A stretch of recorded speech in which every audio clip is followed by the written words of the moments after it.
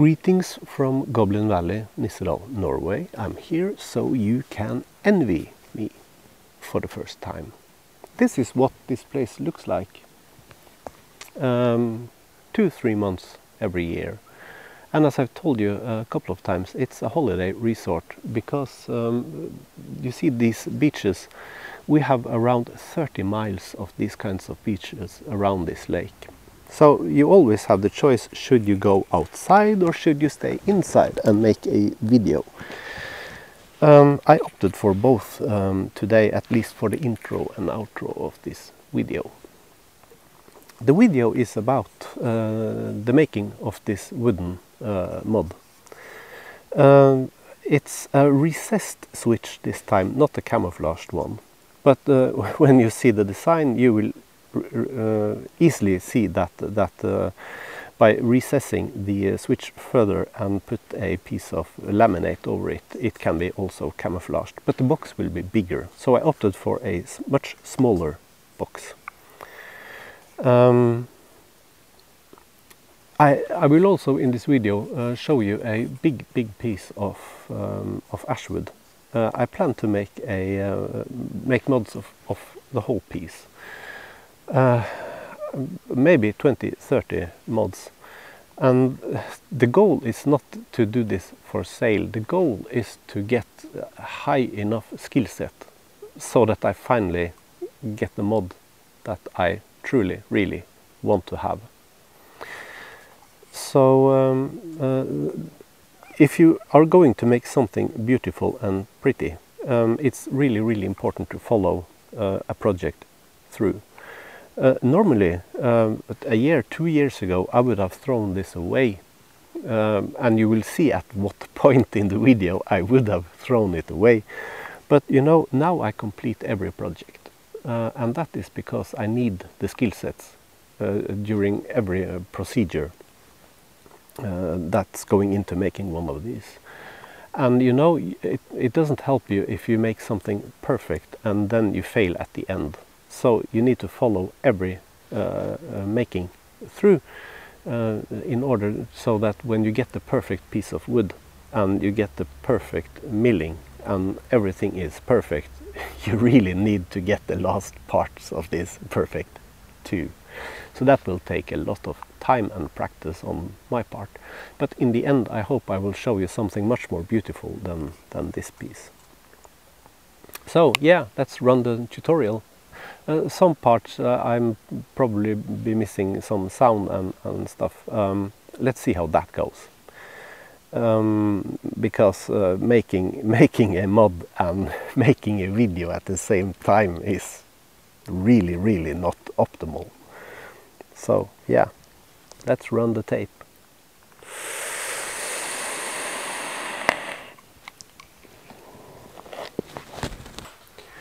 The absolutely most important tool in this project is a sharp pencil. It should be flat, that is, you cut it on only 2 sides, and it should be really thin in the end, and after each time you use it you re-sharpen it. We are working in 1/3 of a millimeter, half a millimeter. A blunt pencil would give you a 1 millimeter wide line, and that's the recipe for catastrophe in what we are about to do. So this is the most important tool. The second most important tool will be your building diary. So the first time you attempt this, write down every operation you're doing and keep everything tidy, because the first version you build, you will make a ton of mistakes, and you need to understand in what succession the different operations should be done for you and for your tools. You could of course write down what you see in this video, but I use my tools and you will most definitely have different ones. And need to do stuff in different order.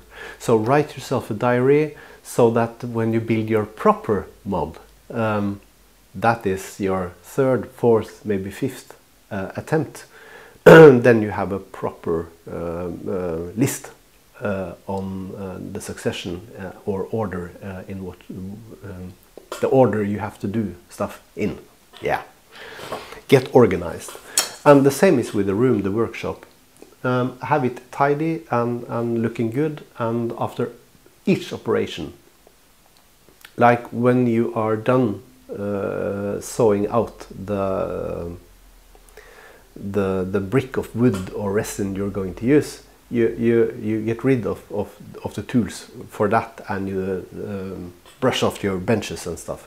Keep it tidy, you know. If you're accustomed to working in a workshop, you know the importance of this, of course, but some of you may have little experience from this kind of work. Choosing your material is the most important decision you are going to make.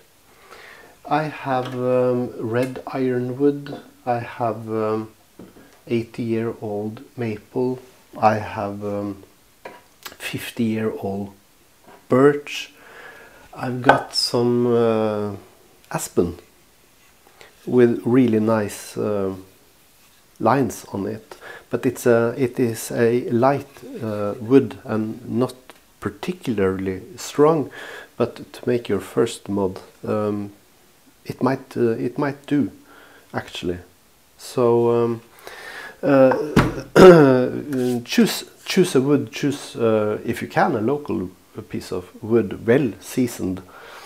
And for my builds now I prefer to use ash, and this is a piece of laminated ash from a local staircase factory some 10 miles down the lake.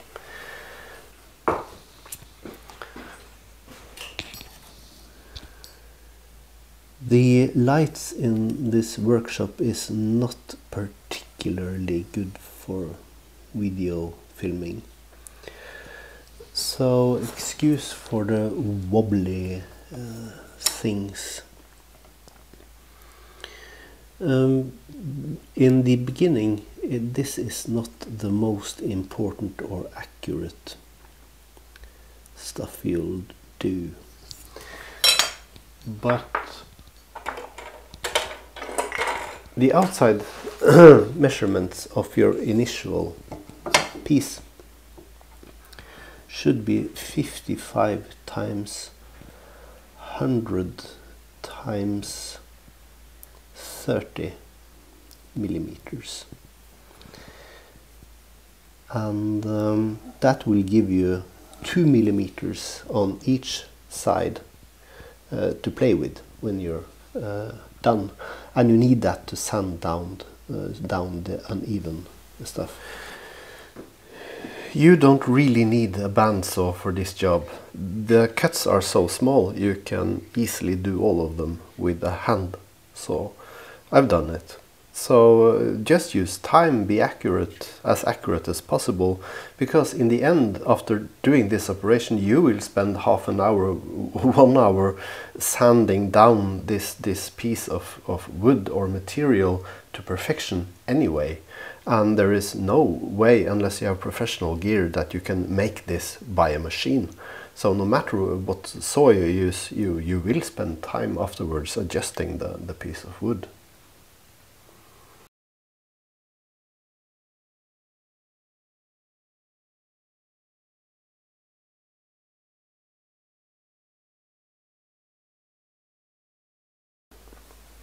So what we do now is to measure the thickness and not the thickness of the mod, but the thickness of the lid.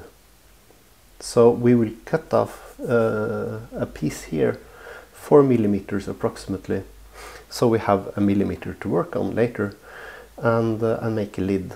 Then we will make another cut adjusting for the thickness of the mod itself. Then we will sand down.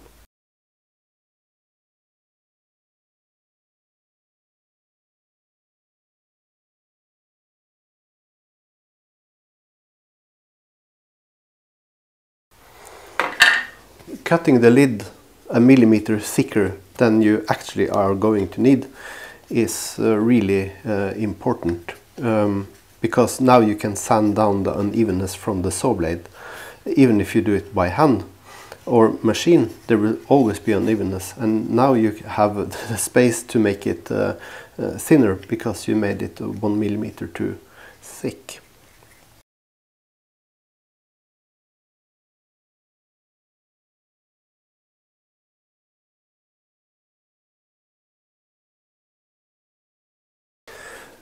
There is a lot of steering and adjusting when you cut, because saw blades by hand, by machine, tend to follow the grain. So you can't just put it against something and have a perfectly straight cut. The blade tends to wobble in the grain of the wood if you use a hard wood, strong wood with these very, very hard grains. Or this is just a piece of shit machine. But the bonus of this process is now you have a spare lid to work on. Now you spend a decent 15 minutes measuring thicknesses on your piece. And if you are off anywhere, make a mental note of it to begin with. And now I'm just measuring the thickness, and I'm at 29.5 millimeter on every corner, on every side. So that is fortunate. Now we will measure the length, and the shortest length will determine the overall length of this piece. Now, after spending half an hour using these advanced tools, I've ended up with a brick of wood that is has right angles, even thickness, and even width on all ends. We need to carve down the ledge for the lid first. This overhand router used to scare the shit out of me. So ever since I almost lost my fingers in the table saw accident, it rotates 25,000 times per minute, and it should be adjusted, unplugged of course. So every time you manipulate this piece of machinery, and you will manipulate it a lot if you go for the milling style. You can of course use wood panels and make your corners and that. I prefer this technique because I don't have the equipment to make the dovetails and thin pieces of wood that I need to make a box look pretty. So this is the easiest way for me, and I got over my fright for this delicate piece of instrument, and and now I'm using it constantly. If you go with a router, overhand router, a handheld, figure out what side you can mill the straightest. And for me, it's the left side and upwards. So I will mill out the center part first. Then I will mill out the line on the left. Then I will loosen it and rotate it, make it level, and do this side, and repeat the process and do this side and then this side, but always make sure I'm going up on the left side. It's the light is best, the machine is best, and my arm movement works best that way, and it's the only way I can make a straight line with it. So now we will draw up the battery chamber. That's going to be 44 times 76 millimeter, with this inner ledge of 1 millimeter around it all. It takes some time drawing all this stuff up, and you really need to adjust for your instruments and the functionality you want in it. But either if you want a voltmeter or not, it should look something like this. You know, the ledge for the lid, it only needs to be 0.5 millimeter. You don't need 1 millimeter. Everything can be adjusted within these parameters. So yeah, let's start milling or routing or whatever you want to call it. So no, this is not me vaping. This is the environment when you are using this kind of machinery for a prolonged time. So yeah, fuck, I need a break. Now, some of you might consider this piece falling off like a catastrophic error. It's meant to sit like, yeah, it's meant to sit like this, having a gap in the center for the positive contact. But you know, this is laminated ash wood, and when you use a router, you can see the heat on the walls. It heats up, and if you're impatient, things will break and come loose. So but this piece still standing will carry the load of the positive contact, so it's no problem. This is not a bearing part. So we're just going, I'm just going to glue this back on again, so it looks pretty at least. Now you can see it's fixed with the epoxy and press glued back in place. It's not as strong as the whole wood, but it will do. And if you can see on the back side, the lamination of this piece of wood was a bit poorly performed, so this was an accident just waiting to happen. But as I told you, we carry on. Get your box with the parts and prepare the voltmeter by cutting off the ears of it.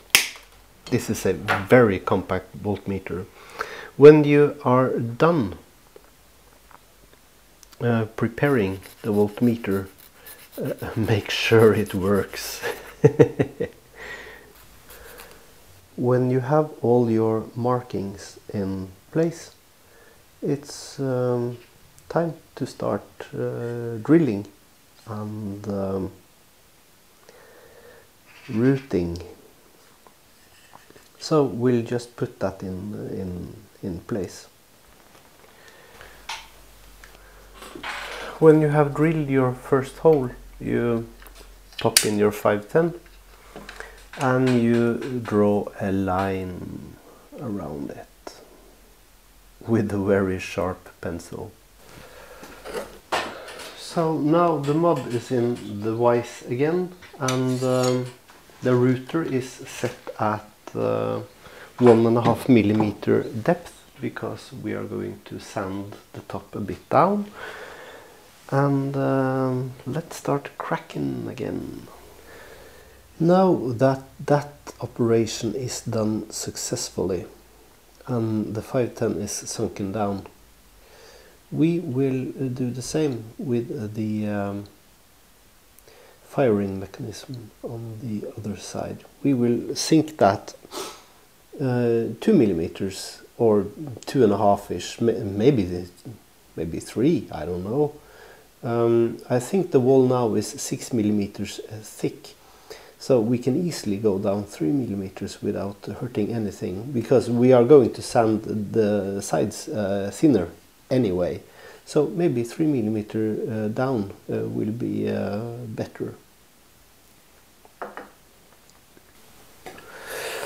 Except for the lid and a couple of holes in the contacts, we are for the most part now done with machine tools. You can see the whole row of holes here and up here. That is where the contacts are coming out, and that is where the contact is coming in again. So this is going to be filed away. This is done, and the hole that almost went horribly wrong. So you really need to take care when you do this kind of things, because that could have ruined the whole side. This is let me see, oh yes, for the voltmeter. And you know, spend time on filing out these corners, and spend time filing out these slots.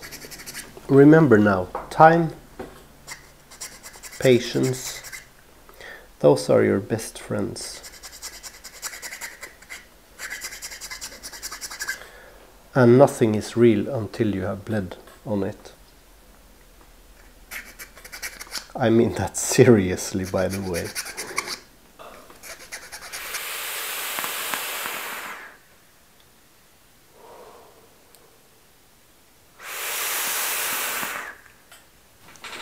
So now the voltmeter will fit, and the contacts will fit, and the switch will fit, and the 510 will fit, and all that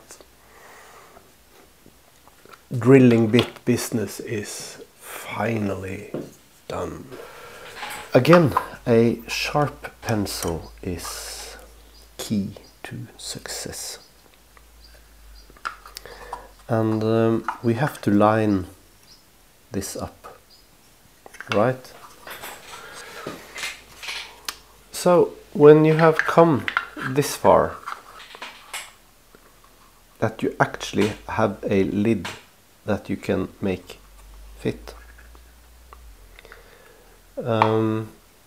take a little file and 100 grit sandpaper.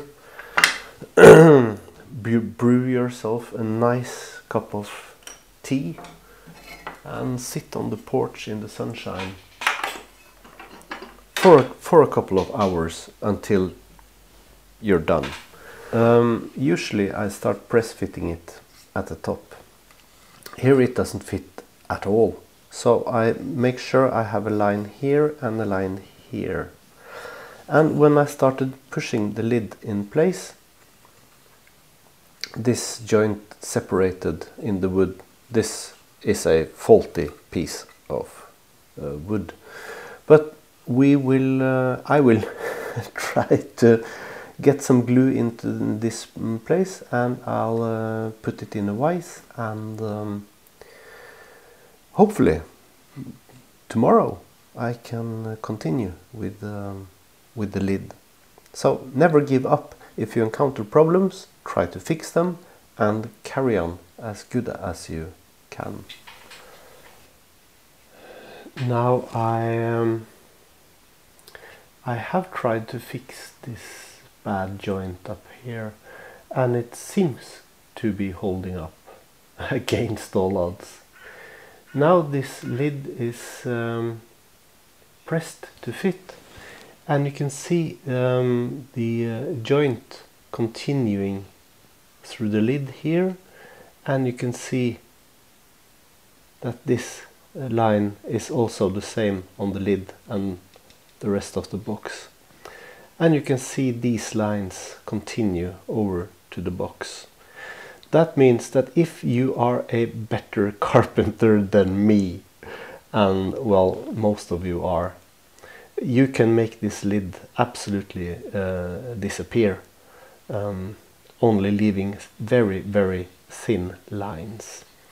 But as you can see, we have a level issue here, and yeah, I filed on the bottom of this one to have something to grip onto to take off the lid. So now we will sand down this one to level, and somewhat rounding all these. Yeah, it's just the draft and the wind banging with the doors. Then I'll sand this down to the proper dimension again, and before rounding all the edges, I will glue in the voltmeter, and you'll see why. I am not this good of a carpenter. The reason the cracks has disappeared is, of course, there is sawdust in them. But I wanted to show you this, because if the pattern and everything is the same in the lid as the top and the surrounding frame, you can almost make this lid disappear. So the beauty of this is you can you yourself decide the level of perfection you want to. It's only a matter of how much time you want to use. So this corner, it's made like this because all my mods will lie like this in my hand. So I just file down this corner. I do that with all my mods. This box now weighs 53 grams, and when we have all the hardware mounted, I guess it will weigh around 110 grams. Gluing this in place is a very simple task, really. You must have made sure it fits, of course. Then it's just a matter of having glue on the wood and sand a bit on the voltmeter so the glue will stick. And then it becomes a part of the frame and will strengthen this weak part, these two weak parts here.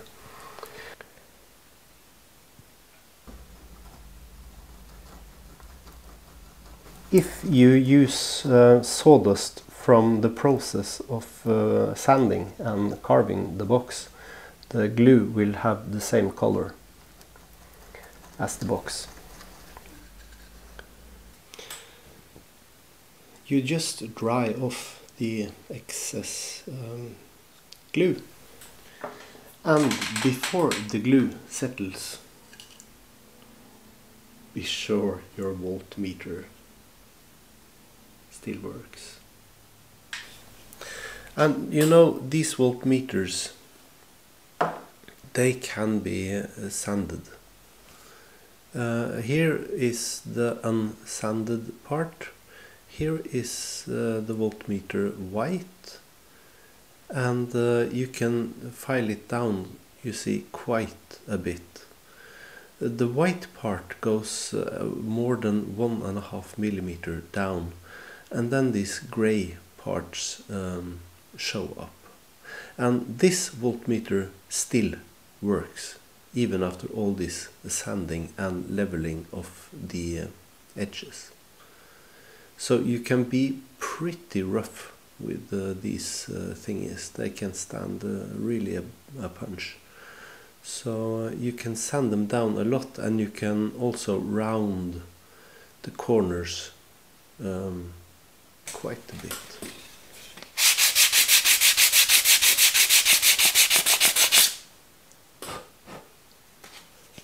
Yeah, and there you have it. And it's all leveled and curved.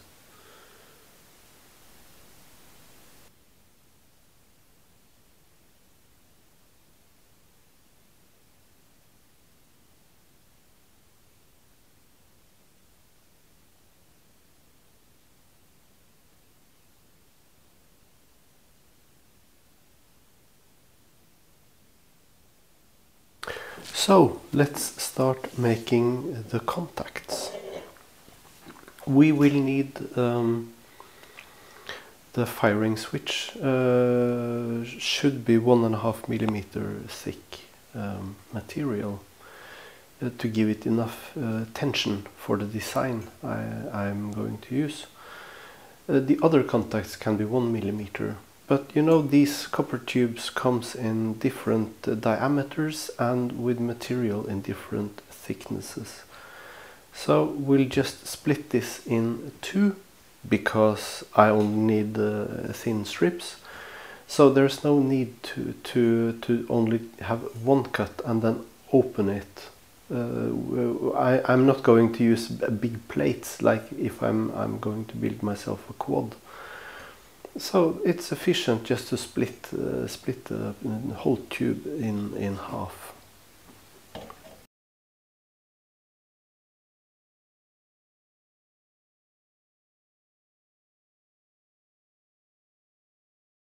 Then we hammer these two pieces flat by using a rubber mallet to avoid as many marks as possible.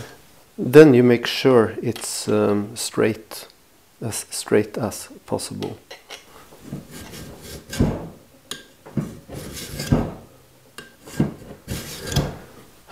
Oh, I forgot to show you. You can also work with these cheap hobby plates of copper. They are nice and polished, and it's just a matter of clipping out the contacts you need.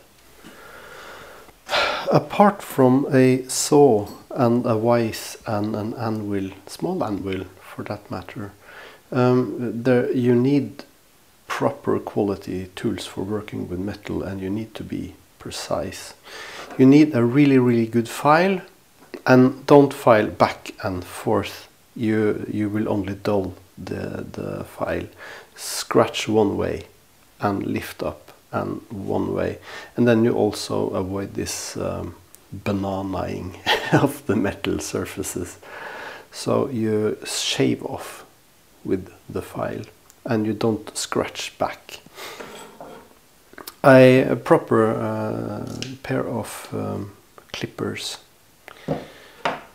and this thingy for metal. I don't know what it's called in English, but yeah. So now we need to get exact 14 millimeters, no less and no more. Oops.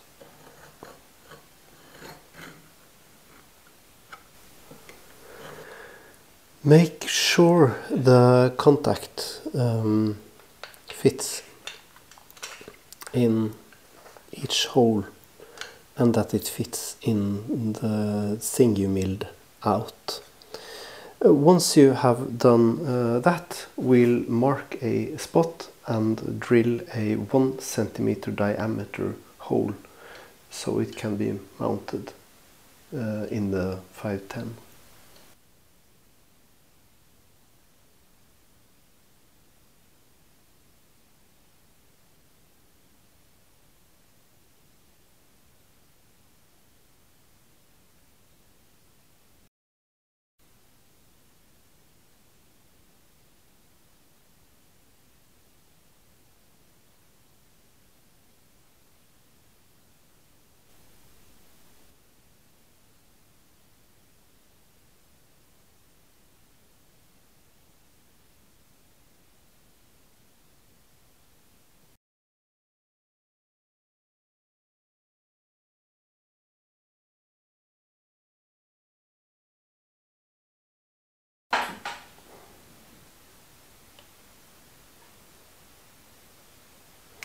And now the switch is in place and it's working brilliantly. And now we just have a mark here on the inside, and we saw it off or clip it off flush with the inside of the lid. Then we take a file and we file it 1 millimeter shorter. So the contact will rest inside the frame and only come out and touch the negative when we push it. This is now basically what it looks like. We only miss the volt button, and the switch works now perfect. Inside, the switch is the most important feature of this mod, and you can see the switch coming in here. And now it is gone, and when you squeeze, there it pops out. The first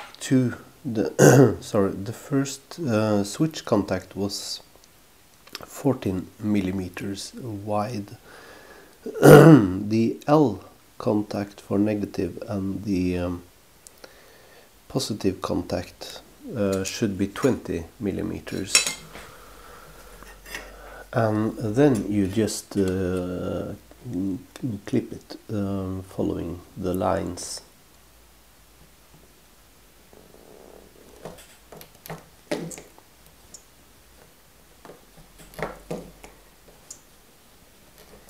This 1 millimeter thick copper with a good pair of clippers. This is like really cutting paper compared to the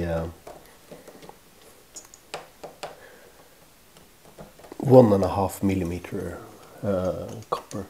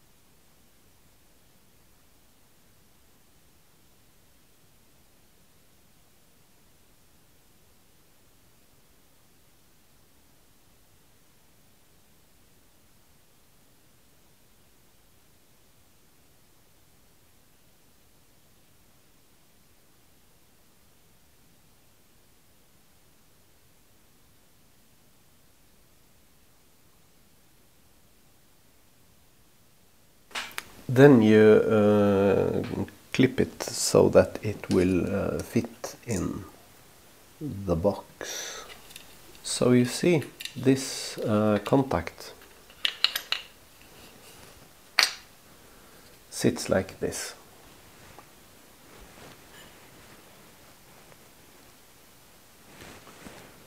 And when you push your firing switch, they make contact.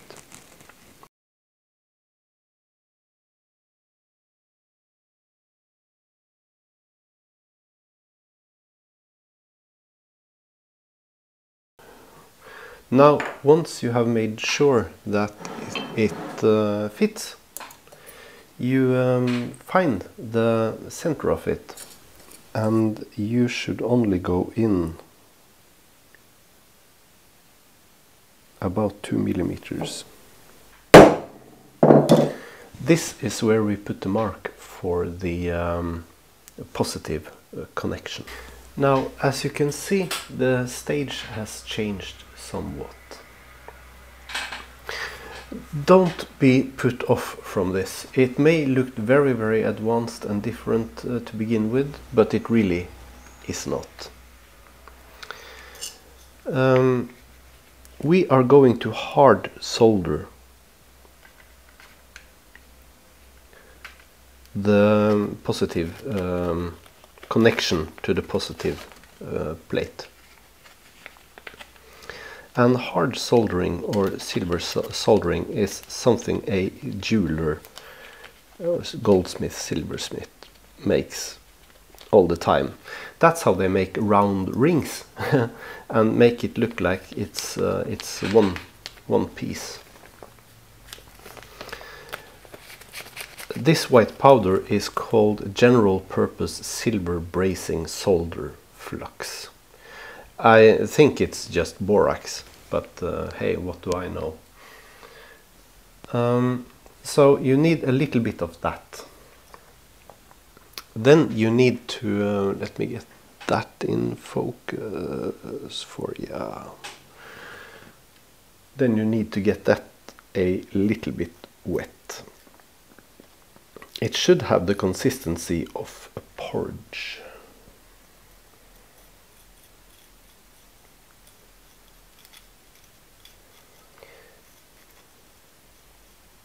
Like so. This is a flux for the silver we are going to use. You see, there will be some movement in this connection, and we really need a soldering point that will not break. So you have some of the flux inside that, and you have the flux on the end of your wire. The metal we will be using will go where the flux is. So now there is a connection between the parts. These cinder blocks, or what you call them, heat resistant boxes, stones, stones, sorry. They are not that expensive, and where you find the solder and these sticks of soldering silver.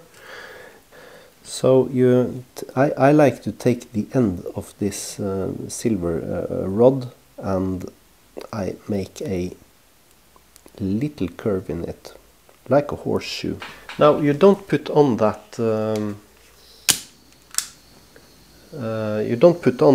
silver at first. At first you will heat up the borax. You want to be absolutely sure you have evaporated all the water. So you can see when the borax itself starts to melt and cook. That's when you know you are ready to put on the silver piece you have prepared. And you just tuck that silver piece onto the wire, like so. And now you heat up the plate of copper and the copper string, or wire I mean, and you make sure everything is hot, and then you start heating the silver piece you have prepared, and you heat it up until you can see that the silver just basically disappears.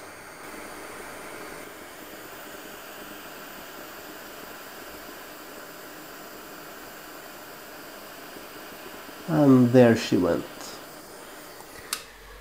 So this is glowing. It's light here, but this is really glowing, and you quench it like so. And there you have your hard soldered joint. After being heated this much, the copper is very soft. So you can make it harder by hitting it with a hammer. And that's where our new set of dimples come in.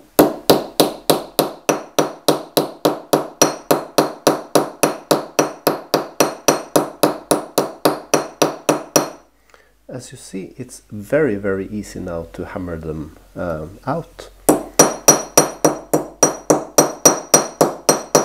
and by hammering a bit around them afterwards, the metal stiffens greatly.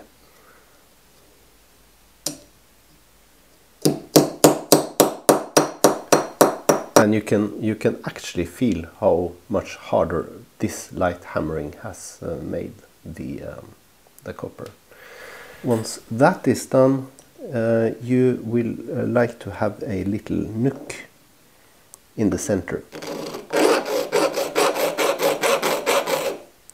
That's just to get a soldering point for the voltmeter positive.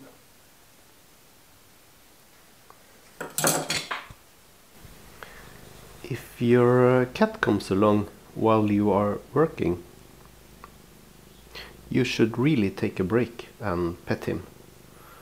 It will make you much more concentrated and happy afterwards, and you make far less mistakes.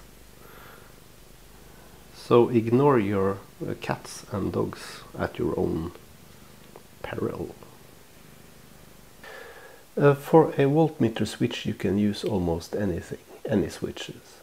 I love these guitar kind of on-off switches, but the shaft is way too long, so I'm just going to cut it down to size and polish the end of it. Yeah. Right. And this is the finished switch. So you see, you don't really need to find exactly the thing you need on eBay. You can always modify. We modified the voltmeter and now this little switch.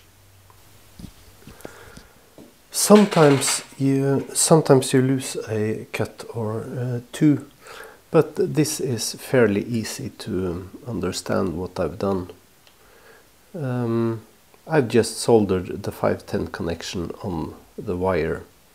Now it depends greatly on what kind of 510 you have. On the Fat Daddy you can really solder the whole assembly and put it in and just tighten the screw and it's there.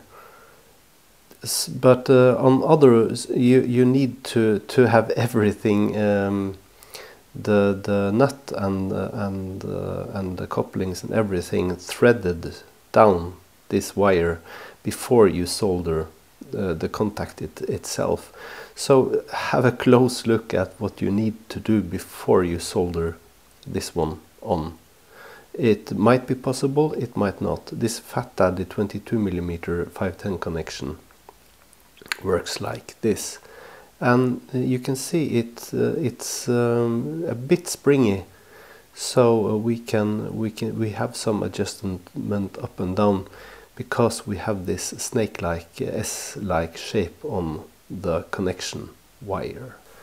I have also soldered this negative wire to the L contact on top, and I've soldered the center post of the switch. So this goes into the box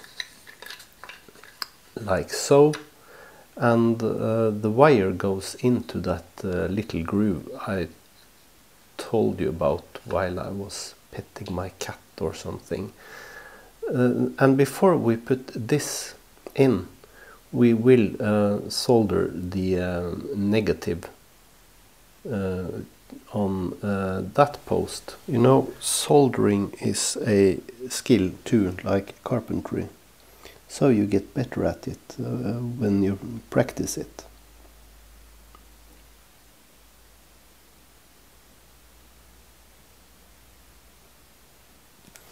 So that's all there is to it. These little wires are just so easy to solder on. So there you have your little switch in place. So there we go. Push this up to the 510 and I am screwing the 510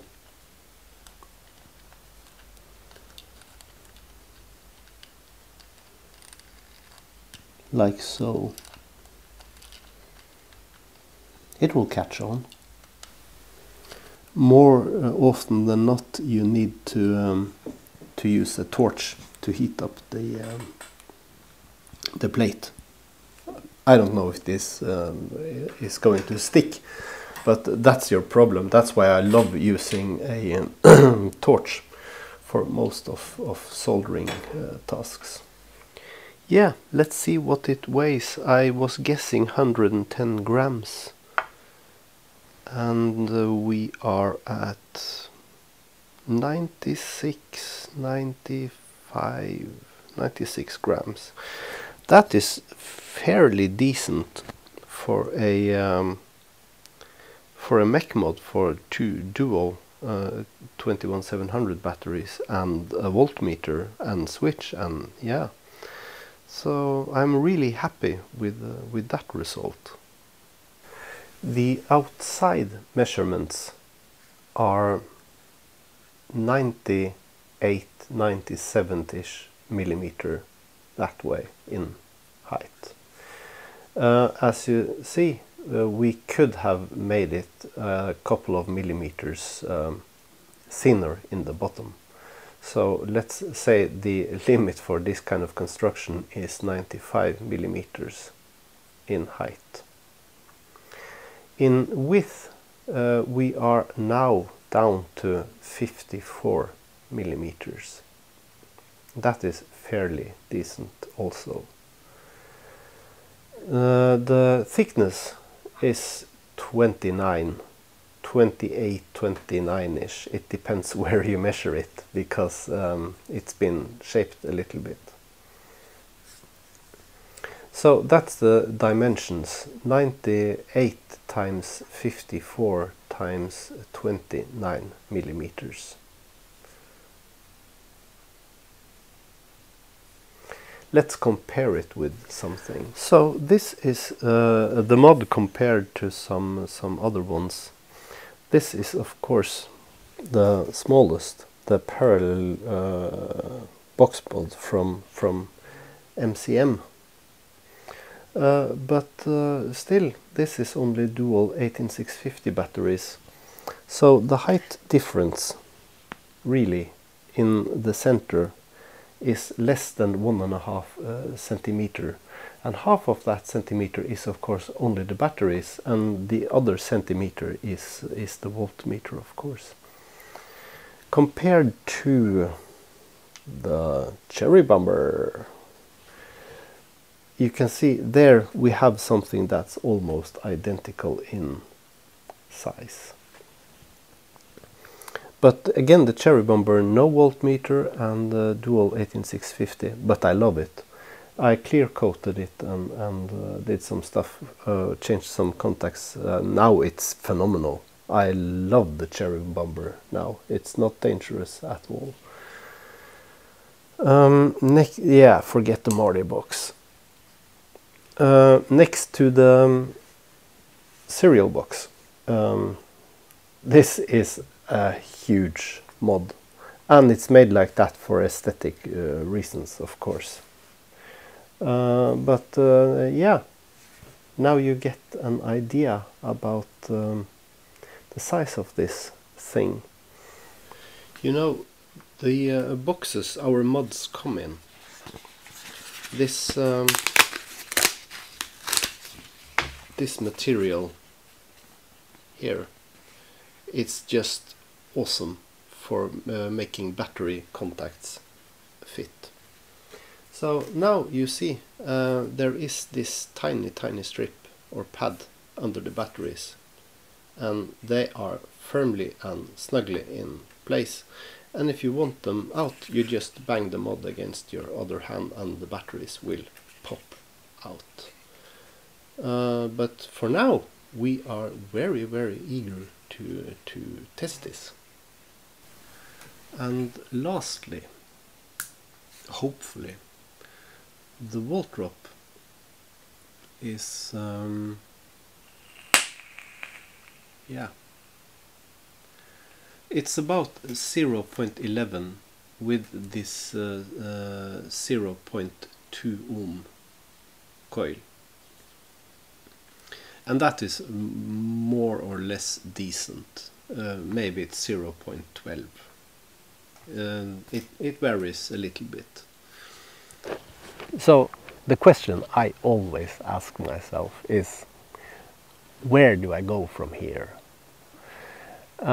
Because I always try to push the limits. And I've tried some alternative designs already, like recessing this fire switch further and putting a veneer over the switch from the same piece of wood, so the grains look the same. And you can almost hide the switch that way. But I also played with switches, switchless boxes. It's possible. It's a bit far-fetched design, and yeah, the less said about that, the better for now. I might show you something in the coming year. But now it's summer, and most of the production of a box like this, you can sit on your porch and you just use sandpaper and metal files, and you have a really good time and you stay outside. And in this weather, in this place, I try not to stay inside as much as possible, at least when the weather is this nice. So sorry for not sticking my head in my airflow chamber and my nose in this RDA that's coming in the mail all the time. You need to recharge your own batteries, not only your mod's batteries.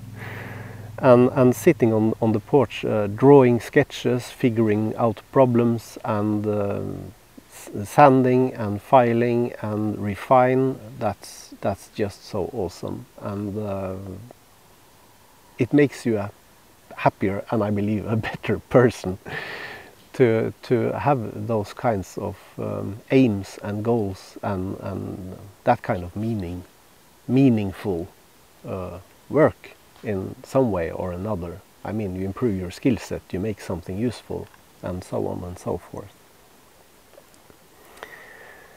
So in use, it holds up quite well. I've made several variations over the design, and the press fit lid, and the contacts, and the battery, and everything. It holds up very, very, very nice in continuous use.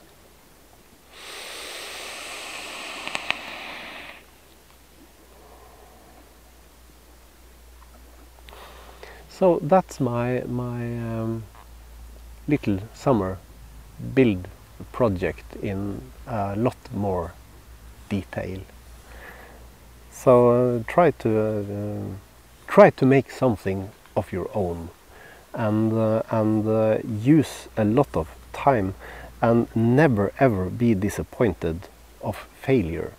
When you do something that is obviously wrong, look at it in a positive way. Continue the project with all its faults and shortcomings, and learn all the skills you need to accomplish the project, and then you start again. Because when you do something, when you fail, you learn a lot, and you don't repeat those mistakes. So get your pen and pencil, your pencil and paper, and write down in what order you should do all this project, and keep your workshop tidy, and take your good time, and yeah, get a little zen about this thing. It's living material after all, and we all need to calm down and take stuff a bit more easy than we normally do. It's holiday, it's vacation. Yeah.